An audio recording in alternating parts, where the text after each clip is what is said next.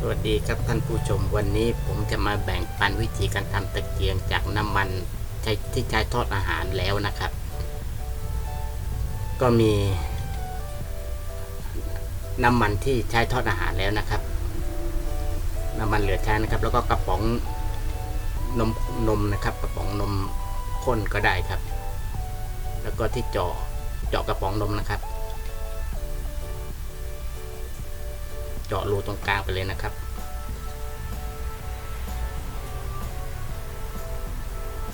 ก็ให้รู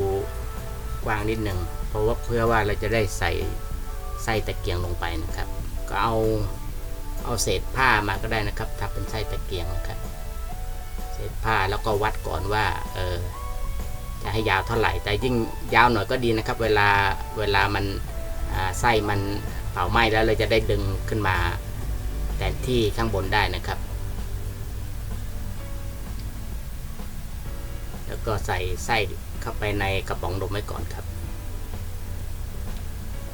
กระป๋องนมจะให้ดีก็ควรจะล้างก่อนนะครับไม่งั้นมันจะหวานแล้วเดี๋ยวมดจะขึ้น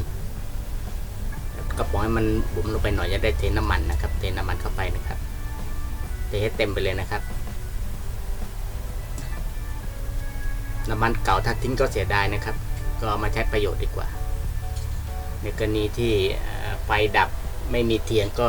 จุดชั่วคราวได้หรือไม่ก็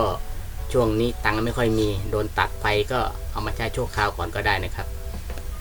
ก็ดีกว่าทิ้งเปล่าๆน้ำมันเป็นพิษต่อสิ่งแวดล้อมเปล่าๆ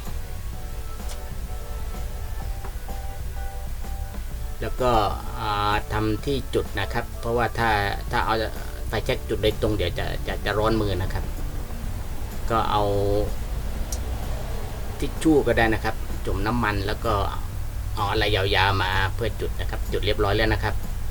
ก็เนี่ยครับอุปกรณ์ที่สำหรับใช้ทำตะเกียงนะครับเห็นไหมครับก็คิดว่าทุกคนคงมีอยู่แล้วครับที่บ้านทำได้นะครับไม่ยากนะครับ